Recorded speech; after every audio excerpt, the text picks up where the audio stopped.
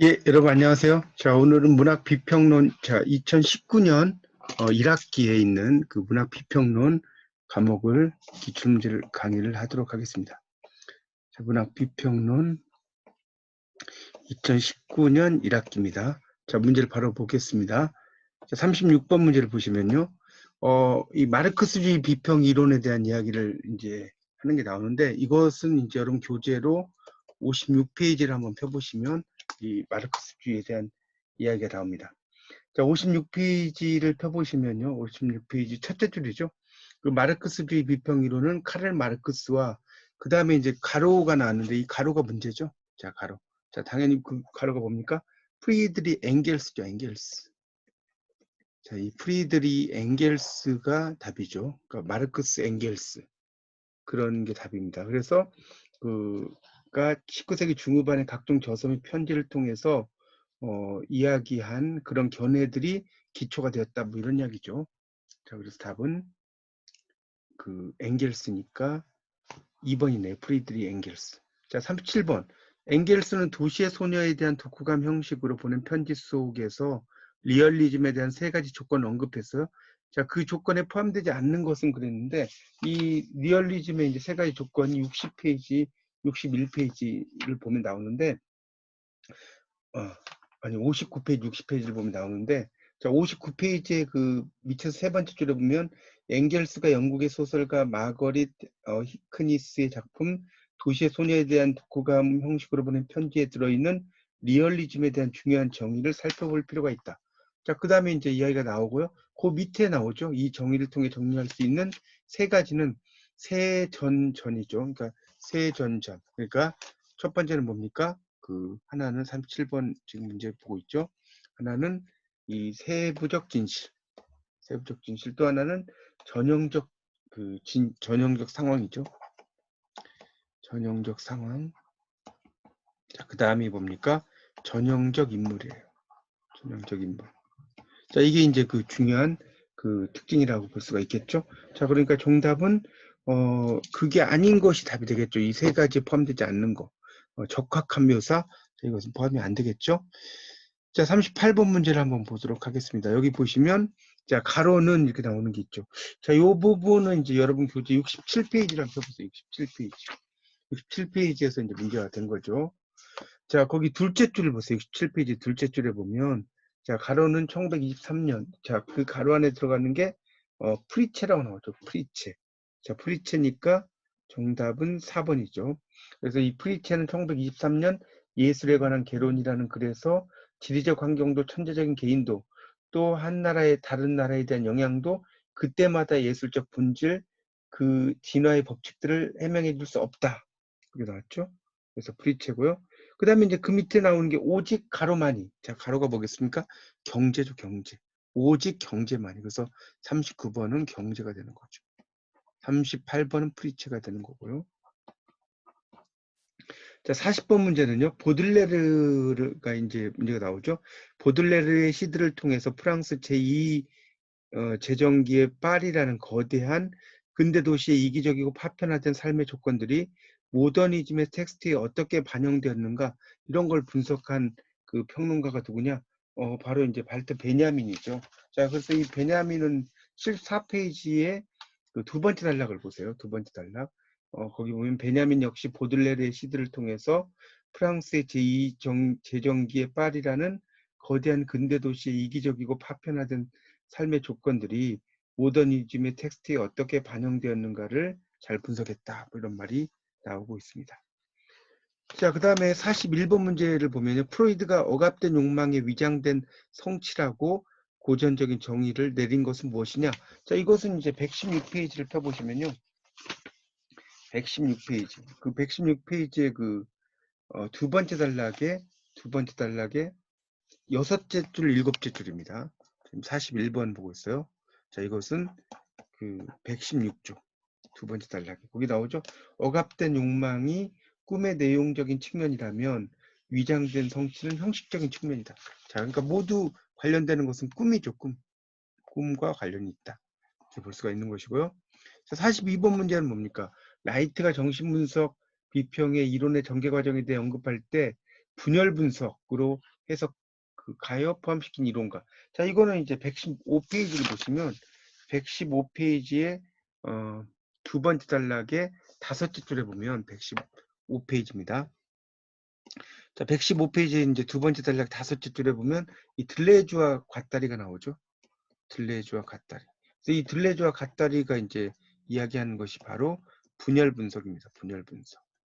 분열 분석이 그 관련이 되죠. 자, 그러니까 당연히 답은 4번에 들레주라고 이야기할 수가 있겠죠. 자, 그 다음에 43번 문제를 보시면요. 43번. 자, 락강은 한 단어에 대한 다른 단어의 대치 현상을 은유적인 관계로 보면서 프로이트의 그런 그 무의식 개념, 이게 뭐와 연결되는지 이걸 한 사람이죠. 자, 122페이지를 보시면 두 번째 단락의 둘째 줄 끝에부터 나오죠. 122페이지를 펴보세요. 거기 이제 끝에 보면 나오죠. 락강은 한 단어에 대한 다른 단어의 대치 현상을 은유적 관계로 봤고 이것을 프로이트의 또 다른 중요한 무의식 개념인 압축 현상과 연결시켰다. 그래서 이제 압축이란 말이 등장을 하고 있습니다. 이게 답이고요. 자, 44번 문화라는 저서에서 문화를 역사가 있는 개념으로 설명한 그런 학자가 누구냐? 이런 거죠. 자, 이것은 당연히 이제 이렇게 이야기한 학자가 누구겠습니까? 바로 그 이 중에서 크리스 젠크스죠. 크리스 젠크스. 자, 이건 181페이지를 펴보세요. 자, 여러분 교재 181페이지를 펴보시면 그 두 번째 단락의 첫째 줄, 둘째 줄에 나오죠. 문화라는 저서에서 크리스 젠크스도 문화를 역사가 있는 개념으로 이야기했다. 그래서 크리스 젠크스 2번이고요. 자, 45번 문제를 보시면 45번이죠. 자, 이 그 문화 연구란 도대체 무엇인가 해서 리처드 존슨이 문화 연구의 전통으로 꼽은 것에 포함되지 않는 것은, 자, 이것은 이제 188페이지를 펴보시면 나오죠. 188페이지. 자, 188페이지 이제 보시면 그 밑에서부터 보세요. 밑에서 한 10줄 정도 쭉 올라가면 리처드 존슨이 나오죠. 그래서 리처드 존슨은 문화 연구란 도대체 무엇인가 해서 문화 연구의 제도화가 중요한 특성에 어긋난다라고 주장했죠. 그래서 문화 연구의 전통으로 개방성, 이론적 융통성, 자의식성, 비판성을 꼽는다. 이런 말 나오죠. 그러니까 이 총체성은 답이 아니죠. 이 총체성은 바로 이제 루카치가 주장한 그 이론이라고 보시면 될 것 같습니다. 자, 46번 문제를 이제 보시면요. 이 46번입니다. 자, 거기 이제 보시면, 자, 뭐가 나옵니까? 이, 말러가 작곡한 교향곡, 돼지의 노래에 대한 잠겨진 사상이 아닌 거. 이것은 이제 200페이지를 펴보시면 나오죠. 200페이지에 이제 그 두 번째 단락이 나오죠. 오스트리아 낭만파 작곡가 구스타프 말러가 200의 낭만적 시의 영감을 받아서 그 감명을 받아서 돼지의 노래를 작곡했다. 거기 이제 보면 세 번째 단락 정도 볼까요? 세 번째 단락 셋째 줄에 세 번째 단락 셋째 줄입니다.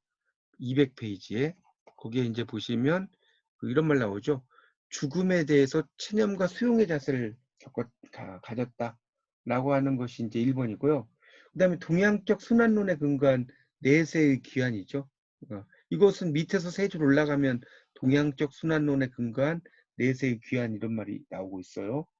그 다음에 그래서 이제 그런 것이고 대지와 자연을 인간의 근원으로 인식을 했죠. 이 자체가 대지의 노래이기 때문에 이곳에서는 이제 대지, 자연 이런 게 인간의 근원이죠. 자, 그게 되는데 3번에 인간의 탐욕에 의해서 자연의 훼손을 어느 정도 인지한다. 자, 이런 것은 나와 있지 않습니다. 자연 훼손에 대한 이야기는 나와 있지 않죠. 자연과 하나가 되는 그런 이야기들이기 때문에 이게 답이 된다고 할 수 있습니다. 자, 47번 문제를 보시면요. 47번입니다. 자, 47번이 뭡니까? 장작 루소의 자연관과 관련이 없는 것은 그랬는데 사회계약론을 주장하고 자연상태는 만인에 대한 투쟁이다. 벌써 답 나왔죠. 자, 1번은 바로 이 홉스의 이야기죠. 홉스. 그래서 홉스의 리바이어던이라는 그런 책에서 나오는 이야기죠. 그래서 이 리바이어던에서 이제 홉스가 이야기한 게 만인에 대한 투쟁. 자, 이 만인에 대한 투쟁이라고 하는 것은 이제 우리가 순자가 말하는 성악설과도 상당히 유사한 그 이론이라고 볼 수가 있겠죠. 홉스의 이론이죠. 자, 그러니까 그걸 이제 보시면 답을 찾을 수가 있겠습니다. 그래서 1번이고요. 나머지 나오는 이제 2번 물질과 정신은 함께 영원히 존재하는 원리다. 그다음에 3번 봉건적 전제 지배를 공격하고 부르주아 민주주의를 지지한다. 시민의 자유를 강조하고요. 또 에밀에서 조물주의 손에서 벗어나올 때 모든 것은 선한 거다. 인간의 손에서 타락한다. 이런 것들이 이제 다 루소의 생각들이죠. 이건 이제 여러분 교재에 204페이지에서 210페이지의 내용들이 쭉 나오니까 한번 찾아보십시오. 자, 48번 문제를 이제 보시면요. 자, 이 머리 북친이 주장하는 사회 생태학, 이 머리 북친의 사회 생태학 상당히 이제 중요하죠. 그래서 이 사회 생태학 중에서도 이제 이 머리 북친이 이 책을 펴보시면 뒤쪽에 이제 나오고 있습니다. 머리 북친의 그런 생태학은 그 221페이지를 펴보세요. 221페이지. 221페이지를 펴보시면 이 머리 북친이 나오고 있어요. 221페이지입니다. 그리고 뒤쪽으로 넘겨서 221페이지를 보세요. 222페이지. 222페이지의 세 번째 단락에 다섯째 줄에 나오죠. 사회 생태학의 가장 기본적인 전제는 오늘날 생태계의 원인이 경쟁적인 시장 이데올로기에 있다. 이런 게 나오죠. 자, 그러니까 경쟁적인 시장 이데올로기 이런 게 답이 되겠죠? 자, 당연히 답은 4번이네요. 49번 역사정기 비평에서 중요시 여기는 것은 뭐냐 이렇게 나왔죠. 당연히 정답은 2번의 실증적인 조사입니다. 실증적인 조사. 자, 이것은 여러분 교재 그 28쪽을 펴보시면 28쪽에 이제 밑에서 세 번째 줄 올라가면 이 프랑스의 꽁티에 의해서 실증주의가 제창이 됐다고 나왔죠. 이런 실증주의라고 하는 것이 역사 전기 비평의 상당히 중심적인 어떤 생각 이런 것들을 만들게 되죠. 구체적으로 이제 작가의 모든 여러 가지를 증명을 해보는 거죠. 그렇기 때문에 실증주의를 답으로 볼 수가 있겠습니다. 자, 그 다음에 이제 그 50번 문제를 보시면요. 자, 50번 문제가 뭡니까? 50번 문제는 이 작품에 대한 독자들의 반응, 독자에 대한 작가의 신뢰도 또 공신력의 정도를 무엇이라고 하는가? 이게 이제 평판이라고 하죠. 평판. 이거는 47쪽을 펴보세요. 47쪽을 책을 펴보시면 47쪽에 평판이 나오죠. 그래서 이제 작품의 가치를 독자들에 의해서 이제 평가하고 뭐 이런 것들이 이제 평판이죠. 그런 그 작가의 신뢰도, 공신력, 독자의 반응 이런 것들을 이제 평판이라고 할 수가 있습니다. 그래서 이제 그 밑에 그 평판과 영향에서 그 뭡니까? 네 번째 줄로 내려가 보세요. 어떻게 보면 다음에 독자의 작가에 대한 신뢰나 공신력을 평판이라고 할 수 있다. 이런 말이 나오고 있습니다. 자, 그러니까 답은 50번은 3번이 되겠네요. 1번의 총체성은 루카치의 이야기죠.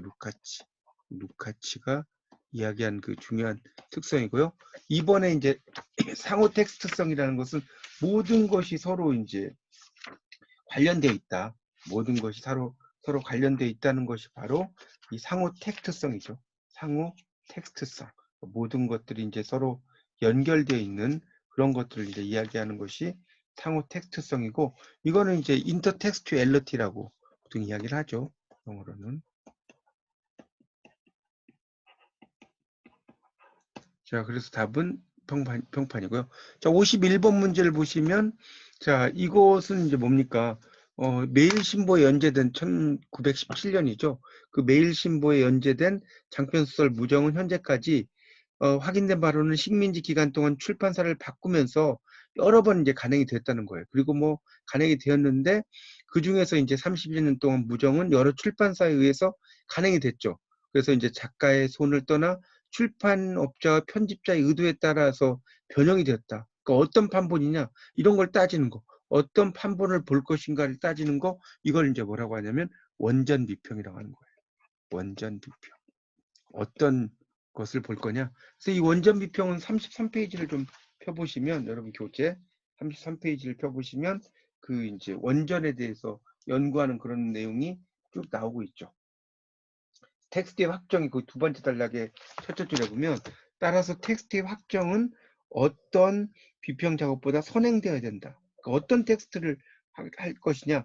그 다음에 이제 그래서 좀 더 읽어보면 원전 비평은 역사 정기적 비평과 통합되어 언급되는 경우가 분리돼 언급되는 경우가 있다. 즉 서지 주석적인 작업과 병행해서 원전을 확정 짓는 작업에 초점을 맞출 때 두 비평은 또 나오죠. 하여튼 이제 그런 그 판본과 관련된 것은 다 원전 비평이다 볼 수 있겠고요.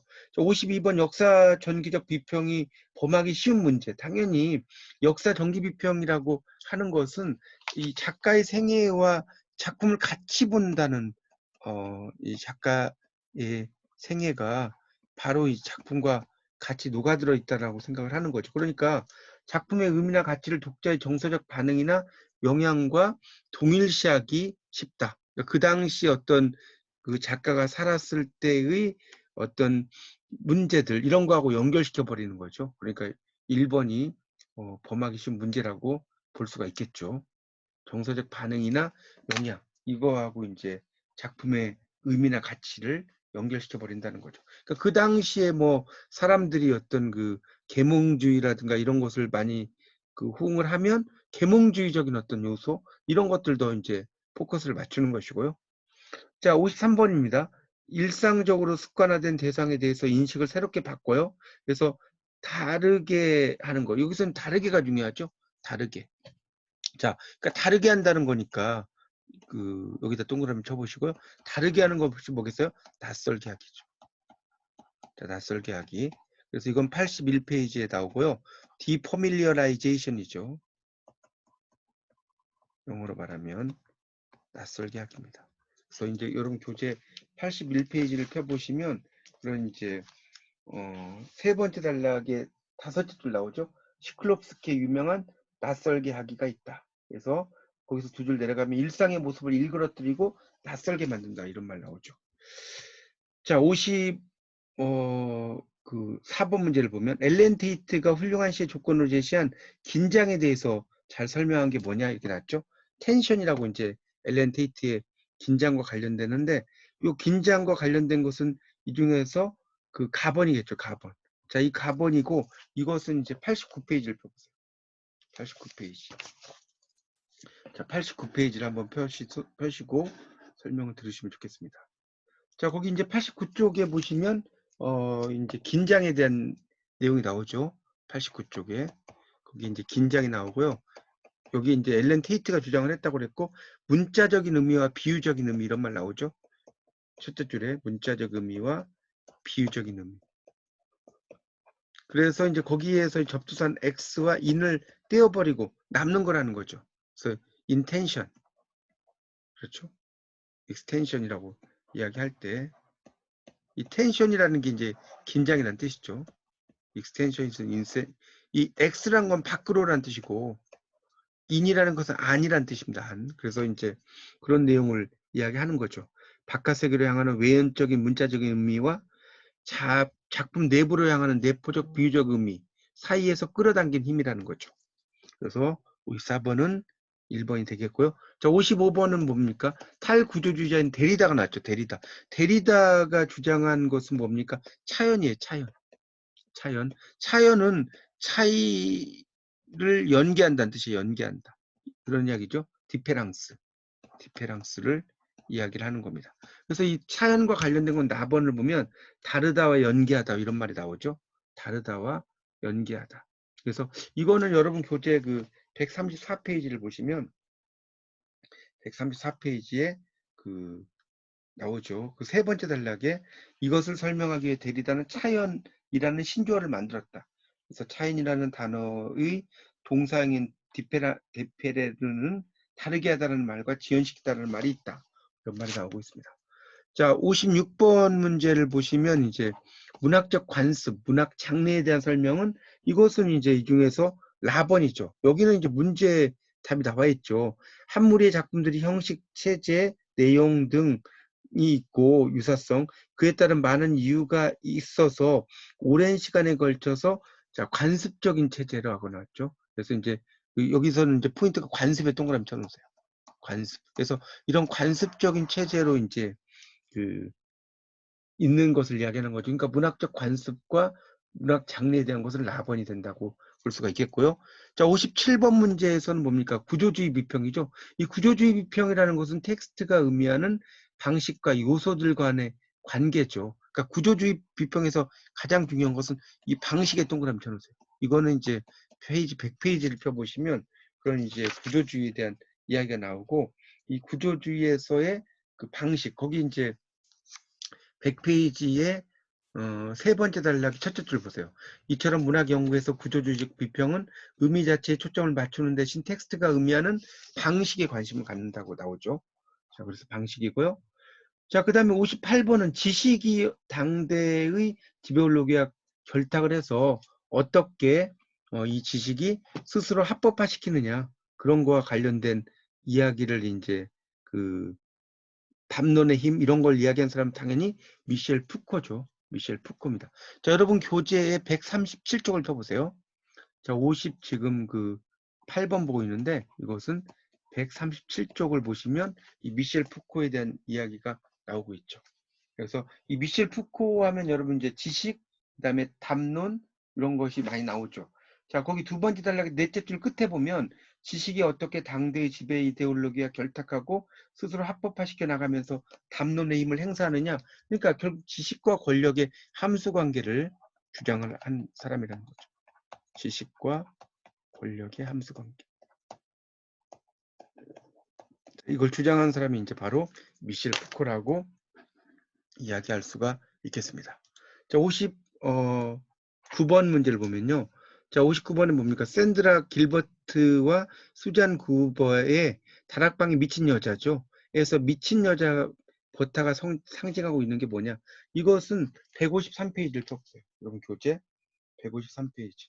자, 153페이지를 보시면 거기 다락방에 미친 여자 바로 밑에 있죠.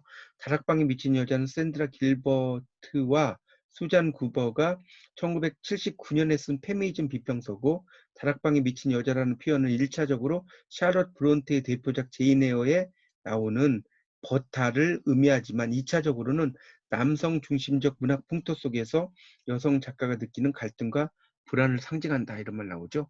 자, 그러니까 이것은 그 당연히 59번의 답은 1번이 된다고 볼 수가 있겠고요. 자, 이것은 그 153쪽에 나온다는 겁니다. 자, 60번 문제를 보시면요.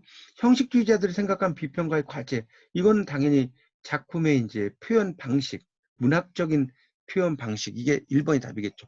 이거는 이제 85페이지에서 90페이지를 펴보시면 교재에 이 85쪽에서 이제 90쪽에 보면 이제 신비평 이론이 나오고요. 거기에 보면 이제 뭐 의도의 오류, 감동의 오류, 그다음에 모호성 87쪽에, 88쪽에 아이러니, 89쪽에 역설 뭐 이런 것들이 다 나오고 있죠.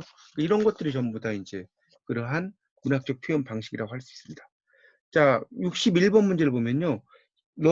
형식주의 비평, 형식주의자들 생각한 비평가의 과제라고 볼 수 있는 것이 뭐냐? 이 중에서 자, 이건 이제 표현 방식이고, 형식주의 그 비평의 시각이라는 거죠. 이건 이제 나와 난데, 이 나번을 보면, 자, 지금 61번 문제를 보고 있습니다.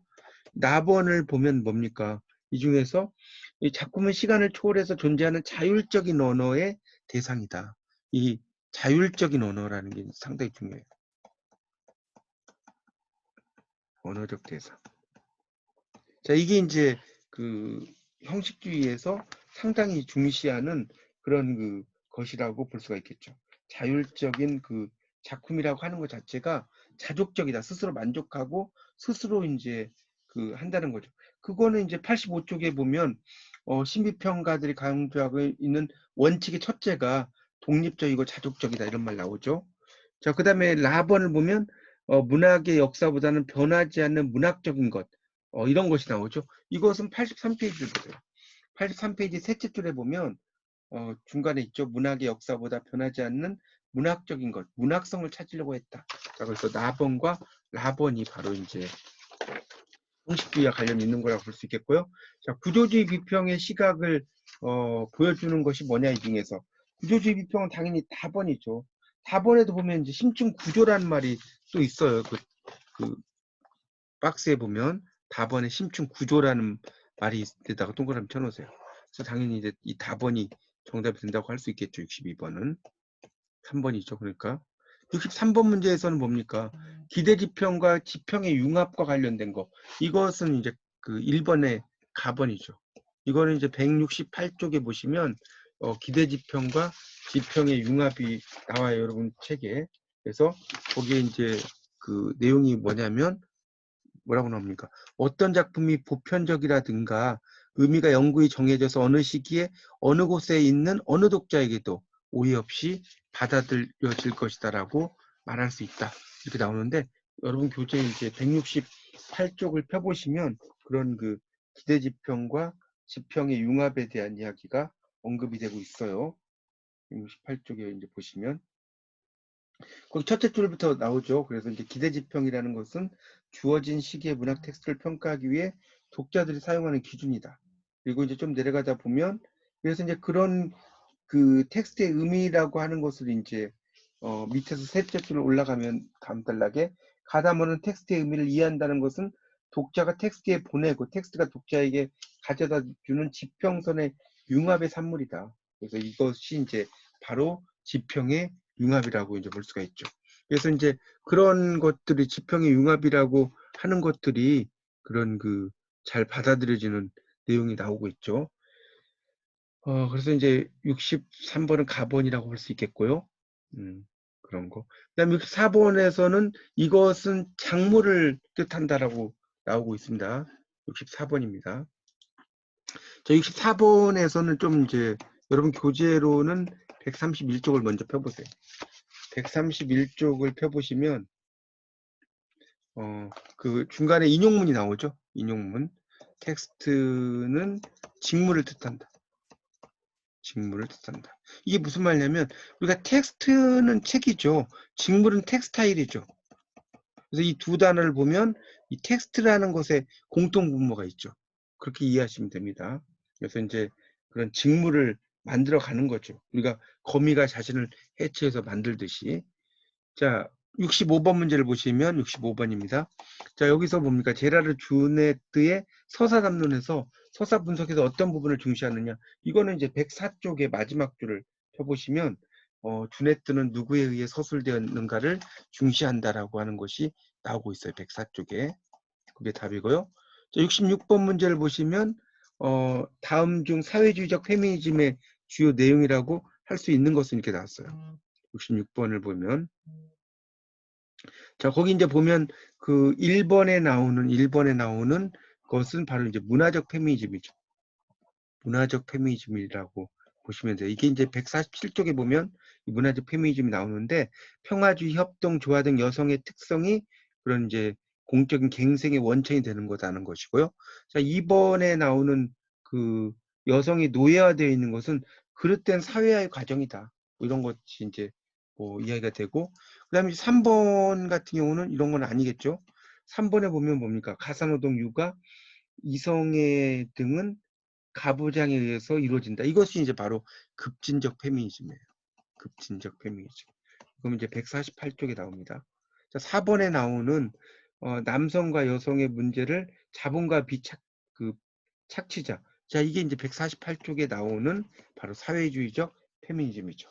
148쪽을 펴보시면 거기 이제 그 사회주의적 페미니즘이라고 나오죠. 4번에. 그래서 이 사회주의적 페미니즘을 다른 말로 마르크스주의 페미니즘하고 같다고 그랬죠. 마르크스주의 페미니즘. 그거 같다. 이해하시면 되겠습니다. 자, 그 다음에 이제 50, 그렇게 이제 정리를 하시고 68, 9, 68, 69, 70번이죠. 68번 문제에서는 뭡니까? 탈구조주의자들이 생각하는 거. 자, 이건 너무 쉽죠. 자, 이건 답은 1번이고요. 자, 가번에 보면, 여기에 보면 이제 해체란 말이 나와요. 해체. 가번에 보면 해체란 말이 나오죠. 그래서 이제 이 해체라는 것이 바로 탈구조주의고요. 우리가 해체 비평이죠. 해체 비평. 그래서 해체가 답이 되는 것이고요. 69번 문제는 독자의 자율성과 이런 그 정체성 테마에 맞춰서 전체적인 특성을 조정하며 읽는다고 생각한 노먼 홀랜드의 주장. 이 노먼 홀랜드만 여러분 좀 알아두셔도 되는데 172쪽을 펴보시면 172쪽에 자아 정체성과 독서행위 노먼 홀랜드가 나오죠. 그래서 이제 노먼 홀랜드가 이야기하는 것은 라번이죠. 라번. 라번이 되겠습니다. 그 라번을 보면 그 라번이 뭐라고 나왔어요? 텍스트를 읽으면서 자신이 보고 싶은 대로 이해하고 그다음에 이제 거기다가 이제 그 이해한다는 거죠. 그리고 뛰어넘고 자신의 생각이나 느낌을 작품을 이용해서 설명한다. 그러니까 자신의 정체성이기 때문에 자신의 어떤 그 관점 이런 것에 맞춰서 생각을 한다는 거겠죠. 그러니까 당연히 여기서는 이제 4번이 된다고 할 수가 있겠죠. 4번. 자, 마지막 70번. 이게 이제 일종의 독자 중심 비평이라고 할 수가 있겠습니다. 자, 마지막 70번 문제는요. 개인들이 공유하는 관점이나 경험을 조직하는 방식으로 해석적 공동체. 자, 이건 답은 3번이고요. 자, 170페이지에서 171페이지를 보시면 이 해석적 공동체라는 이야기가 나오고 있어요. 해석적 공동체. 그래서 이 해석적 공동체는 거기 이제 답원을 보세요. 답원에 보면 의미에 대한 이야기를 써놨죠. 성질에 관한 공통의 가정을 지니고 텍스트 읽기에서 공동의 책략을 구사하는 독자. 이런 것이라고 나오죠. 그러니까 이게 이제 해석적 공동체고요. 여기서 이제 공동체니까 중요한 것은 공동이라는 게 이제 포인트가 되겠죠. 그리고 여러분 그 답원에도 보면 이 공동이란 말 나오죠. 거기 이제 보시면 공동의 책략, 공동의 책략. 공동의 책략에 공동이라는 말 나와요. 그러니까 이게 이제 해석적 공동체고요. 170페이지를 보시면 제일 밑에 부분에 교양 있는 독자와 해석적 공동체 스탠리 PC가 나오죠. 그러니까 이 공동이라는 말이 상당히 중요하다는 거죠. 공동, 공통 이런 것들이 상당히 중요하다는 거죠. 그래서 거기 이제 171쪽에 그 세 번째 단락을 보시면 세 번째 단락입니다. 여기 좀 읽어보겠습니다. 해석적 공동체는 스탠리 PC가 이야기했는데 의미의 성질에 관한 공통의 가정을 지니고 텍스트 읽기에서 공통의 책략을 구사하는 독자를 말한다. PC가 의미하는 해석적 공동체는 문학 작품에 대해 관점을 같이 하는 거기다 밑줄 치세요. 개인들의 집단이라기보다는 개인들이 공유하는 관점이나 경험을 조직하는 방식이다.